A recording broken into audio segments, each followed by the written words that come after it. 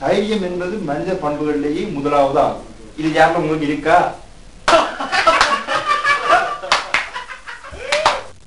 அன்றுதான் அவளை நான் முதலில் பார்த்தேன். அது எனது வசந்த காலத்தின் அழகிய ஆரம்பம். எனது பல்கலைக்கழக வாழ்க்கையின் முதல் நாள், முதல் ஆண்டு அது. எங்கள் வளாகத்தின் அழகிய பூங்காவில் பூக்களுக்கு மத்தியில் அதோ அவள் யார்? அவளுக்கு என்ன பெயர்? நான் அவள் அழகில் பிரமித்து போனேன். பட்டாடை உடுத்தி பால்முகத்தில் பொட்டு வைத்து கட்டழகி ஒருத்தி பூ மொட்டை பறிக்க வந்தாள். சிட்டோ என எண்ணி சிந்தனையில் ஆழ்ந்த நான் எடுப்பான இடை கண்டு அவள் அழகி என இசைந்தேன். அந்தி கருக்களிலும் சந்திக்கும் அவள் புருவம் மருளும் மானுருவம் என மிரண்டு என் மதியை சிந்திக்க வைத்தது. கண்டாள் அவள் அழகை நான் கவிதை கண்களால் களவாடுவதை கண்டாள். விக்கித்து நின்றாள். சொர்க்கத்து சிலை ஒன்று வெட்கத்தில் நிற்பது போல் பிரம்மை கொண்டேன். பக்கத்தில் வராதா அந்த பளிங்கு சிலை என்று பார்த்திருந்தேன். எழில் பொங்கும் லோகத்தில் ஆட்சி செய்யும் தேவதையின் மாட்சிமிக்க தோரணையில் மிடுக்காக அருகே வந்தாள். திகைப்புற்றேன். தங்கத்தில் தயாரான தாரகையோ அவள் அங்கம் என்று திகைப்புற்றேன். மான்விழிகள் தான் தன் விழிகள் என்று மௌனமாக கூற மலர் விழியாள் தன் மைவிழியை என் மெய் மீது மேயவிட்டாள். மகிழ்ச்சி கொண்டாள். வெட்கத்தில் முகம் சிவந்தாள். என்னை சொர்க்கத்தில் மிதக்க விட்டாள். மௌனமெனும் மேகம் மெதுவாக கலைந்து செல்ல மெல்லிடையாள் நாணத்தை நிதானத்து கலைத்து வந்தாள். நிலம் மீது பாதமது நோகாது பதிய நாதமிடும் மெட்டி வேதம் ஒன்று ஓத மோதும் இதய மூச்சுத்தான் தூது என்று போக மாது அவள் மெல்ல மலர் சோலையூடே போனாள். தினம் தினம் மாலை வந்தது நமக்காக. நானும் வந்தேன் அவளுக்காக. அவளும் வந்தாள். எதற்காக? எனக்காகவா? 4-5 நாட்களின் மாலை நேரம் நமக்காக ஓடி வந்திருக்கும் என்று எண்ணுகிறேன். அன்றுதான் அவளுக்காக தவங்கிடந்த இந்த பக்தனுக்காக ஒரு புன்னகை பூவை பூத்துவிட்டு போனாள். பட்டாம்பூச்சியை கண்ணிமைகளில் கட்டிக்கொண்ட பூவாக தன் இதழ் ஓரங்களில் ஒரு தேன் சிரிப்பை உமிழ்ந்துவிட்டு ஏதோ ஒரு உறவை, பந்தத்தை என்னுடன் உருவாக்கிக் கொள்ள மானசீகமாக அழைப்பு வைத்தாள்.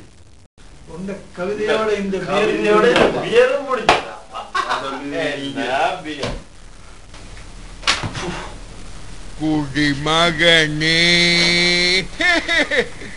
ஒங்கம் குடிமகனே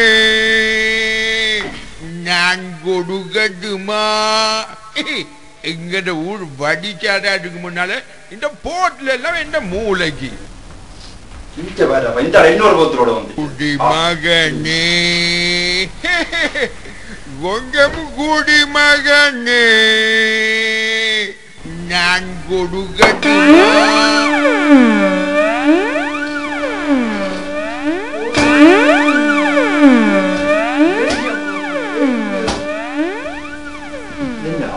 பூத மாத்திரை எல்லாம் வச்சு பாவிச்சுன்றது நீங்க பார்த்து பிடிச்செறியுங்க. பெரிய கரைச்சல எல்லாம் முடிய போகுது. அவங்க வாப்பா இந்த பூத மாத்திரை எல்லாம் வச்சு அவங்க வாப்பா இந்த பூத மாத்திரை எல்லாம் வச்சு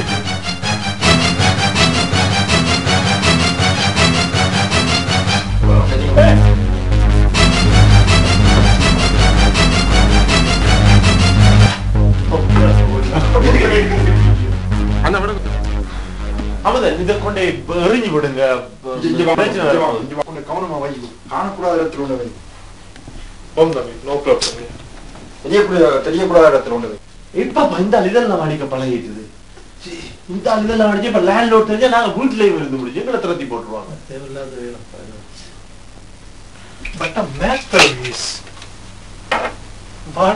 வாழ்க்கையில வர கவலை இதுதான் மேல சொல்லி சொன்னா இவன் குடிச்சு தான் பலதான் போறான்டா. போத மாத்திரையும் பாக்கி ஒழிக்கிட்டு எங்க போய் முடிய போதோ தெரியா. காணக்கூடாத இடத்துல எழுதி தெரியும். மனுஷருக்கு இருக்கிற வேலை.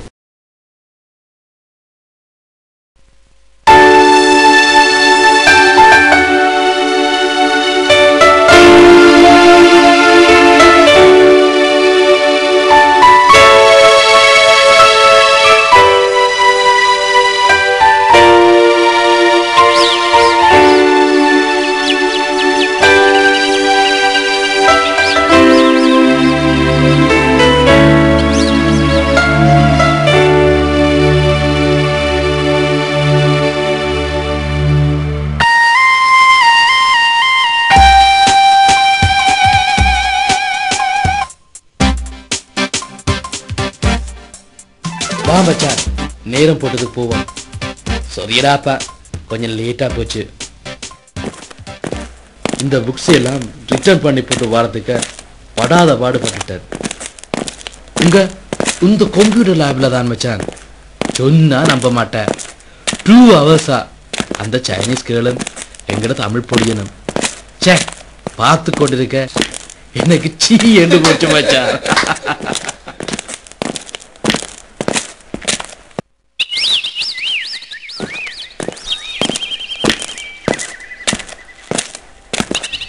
அமுதன், இந்த பாக்க கொஞ்சம் இருந்துட்டு போவோம் பாடா மச்சான். காலம் முடக்கும் லெக்ஸ் கோல இருந்த ஒரே தலையடியா இருக்கு மச்சான்.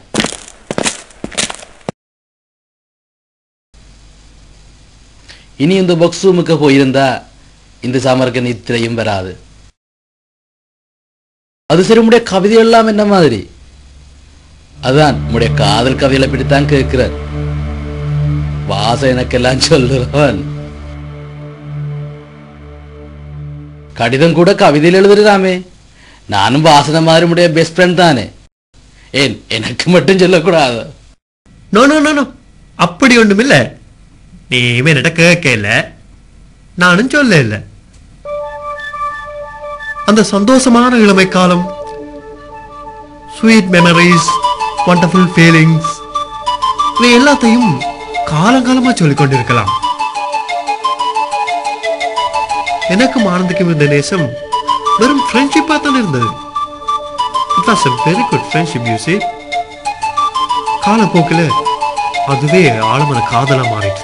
எனக்கு இதெல்லாம் தெரியும். எனக்கு வாசனை அடிக்கடி இதை பற்றி எல்லாம் சொல்லுவான். நீ தான் சொல்லாட்டியும் நான் அவன் மூலமா எல்லாத்தையும் அறிஞ்சு கொள்வேன். லவ் ஃப்ளேம் என்று சொல்லுவினம் அதனுடைய உஷ்ணம் எவ்வளவு என்று இப்பதான் எனக்கு தெரியுது. என்னுடைய அடிமனசுல ஆழமா இருந்த காதலை எனக்கு இருந்த குடும்ப பொறுப்புகளால மூடி வச்சிருந்தேன்.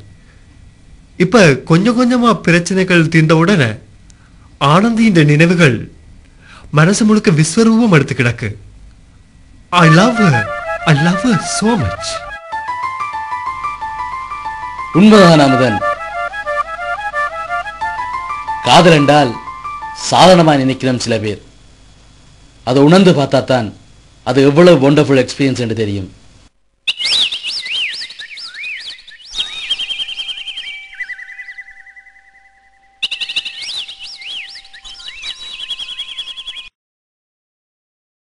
Love is not a one-day process, but is a wonderful progress. யாரோ ஒரு கவிஞன் சொன்னது எனக்கு ஞாபகத்துக்கு வருது. உனக்கே தெரிஞ்சிருக்கும் நான் நெக்ஸ்ட் மந்த் மரி பண்ண போறேன்னு. வாசன் கூட சொல்லி இருப்பான். என்ற குழம்புல தான் நிக்குது. ஆனா என்ற கீர்த்தியாவை நான் பார்த்ததே இல்லை. But I like her. I love her, you see. அம்மா அப்பா ப்ரோபோஸ் பண்ண சம்மதம் தான் இது. ஆனா இப்ப லவ் மேரேஜ் மாதிரி. நான் கூட இங்க இருந்து சும்மா ஒரு சம்பிரதாயத்துக்காகத்தான் டெலிபோன்ல கதைக்க ஆரம்பிச்சேன். You see, நான் ஃபர்ஸ்ட் டைம் கீர்த்திகாவோட கதைக்கும் வரைக்கும் எனக்கு அந்த லவ் ஃபீலிங்கே இருந்ததில்லை. அமுதன், நாங்கள் 2 பேரும் டெலிஃபோனுக்களாலேயே குடும்பம் நடத்தி குழந்தை பெத்துக்களவுக்கு வந்துட்டோம். எல்லா கனவிலும் கற்பனையிலையும் தான். ஆனா எங்க 2 பேருக்கு இடையில ஒரு தூய்மையான நேசம் இருக்கு பார். காதலுக்கு கண்ணில் என்று சொல்லுவினாம். அப்படி இல்ல, காதலிக்கிறதுக்கு கண்கள் தேவையில்லை, 2 தூய்மையான இதயங்கள் இருந்தால் போதும். என்னுடைய அனுபவத்தின்படி நீ ஆனந்திக்கு போட்ட காதல் கவிதைகளுக்கு நிச்சயமாக நல்ல பதில் வரும். நீங்கள் 2 பேரும் வைத்த நேசம் தூய்மையானதாக இருந்தால், உண்மையானதாக இருந்தால், அவள் இன்னொருத்தனுக்கு கழுத்தை நீட்டி இருந்தாலும் நிச்சயமாக அவள் இதயம் உனக்காக ஏங்கிக் கொண்டிருக்கும். அது மட்டுமில்ல, அவள் இன்றைக்கு ஒரு இளம் விதவை, வாழ்ந்தும் வாழாமலும் அறகுறையா தாரி இழந்து போய் நிற்கிறவள். உன்னுடைய தூய்மையான நேசத்தை எப்படியும் ஏற்றுக்கொள்ளாளடா.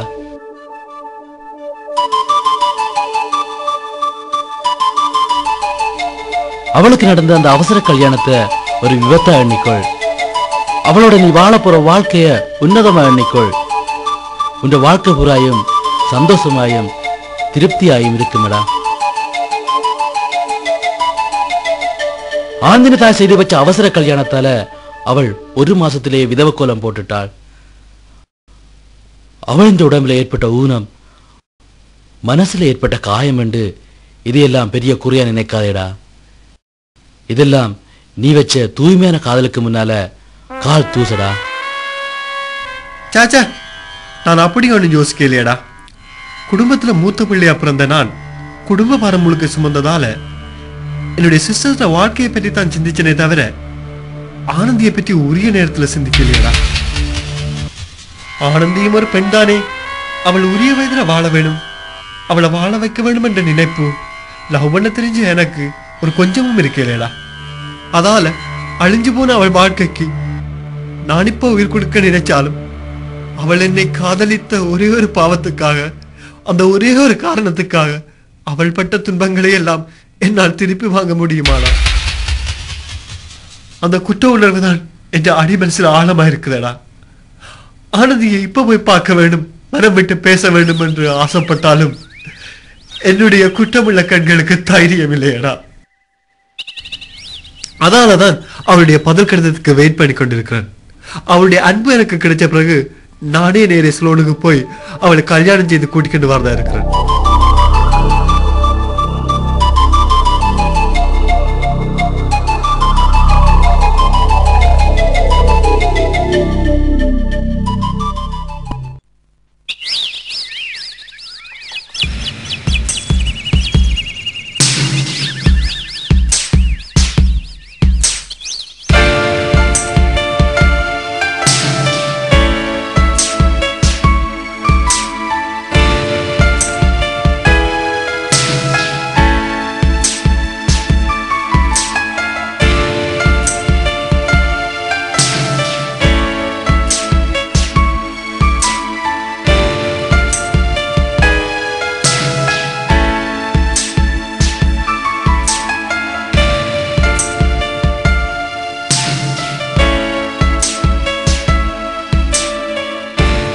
வாசன், எனக்கு இன்னைக்கு முழுக்க மனசு ஒரு மாதிரி இருக்கடா.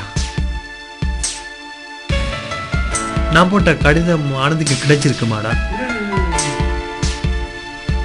ஏண்டா, அப்ப அவள் பதில் ஏதும் போட்டிருப்பாள் தானே? என்னடா, நான் ஏதோ அந்த இடத்துல கேட்டுக்கொண்டிருக்கிறேன், நீ எல்லாத்துக்கும் முதல்ல அந்த சிகரெட்டை எரிமச்சான். டேய், நீ போட்ட கடிதமும் அவளுக்கு கிடைச்சிருக்கும், அவள் அதுக்கு பதிலும் போட்டிருப்பா, அந்த கடிதமும் உனக்கு வந்து சேரும். என்ன நிம்மதியாக அந்த சிகரெட்டை குடிக்க விடு.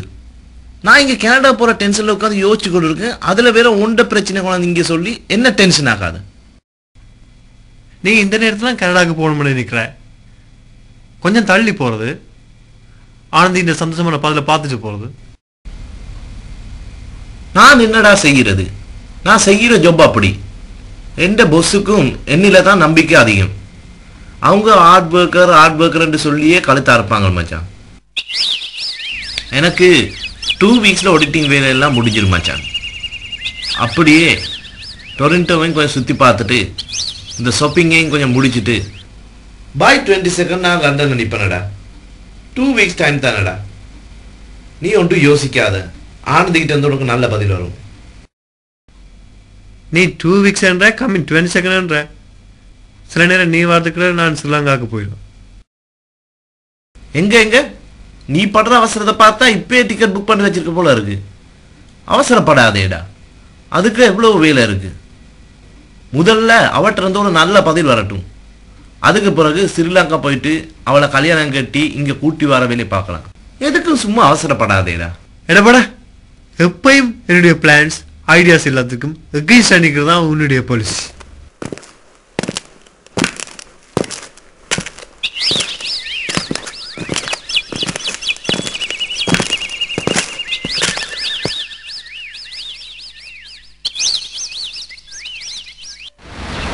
டேய் வாசன், எனக்கு ஆனந்தியை பற்றி நல்லா தெரியும். நான் போட்ட கடிதம் கிடைச்ச உடனேயே அந்த செகண்டே பதில் கடிதம் எழுதியிருப்பாளடா. அவள் எண்ணில வச்ச நேசம் எவ்வளவு வேண்டிய எனக்கு மட்டும்தான் தெரியும். உண்மையான லவ்வர்ஸ் இந்த மனசு காலம் கிடந்தாலும் எவ்வளவு நெருக்கமானது என்று ஆனந்த் இந்த பதில் கடிதம் என் கையில வந்து கிடைச்சவன் தான் உனக்கு தெரியும். நான் சொல்றேன்னு தப்பா நினைக்காதேடா. நான் லவ் பண்ணே இல்லை தான், அந்த எக்ஸ்பீரியன்ஸும் எனக்கு இல்லை தான். ஆனால் அந்த இளம காலத்து சாஃப்ட் ஃபீலிங்லேருந்து நான் விலத்தி இருக்கேன். இல்லை, இளம காலங்கிறது ஒரு பியூட்டிஃபுல் நைஸ் லைஃப் டைமடா. அதில் எனக்கு நிறையவே அனுபவங்கள் இருக்கு. நீ என்னத்தான் சொன்னாலும் உன்னுடைய எதிர்பார்ப்பில் எனக்கு நம்பிக்கை அவ்வளவா இல்லையாடா.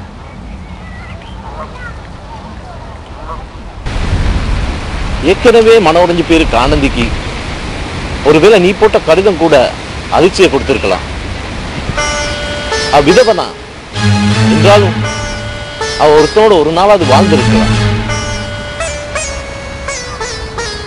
ஒருவேளை ஒரு புது வாழ்க்கை உன்னோட ஆரம்பிக்கிறதுக்கு அவளுடைய வயசு இடம் கொடுத்தாலும் மனசு இடம் கொடுக்குமாங்கிறது கேள்வி கொடுத்தான்.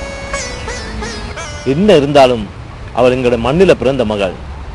தன் தாலி அறுத்தாலும்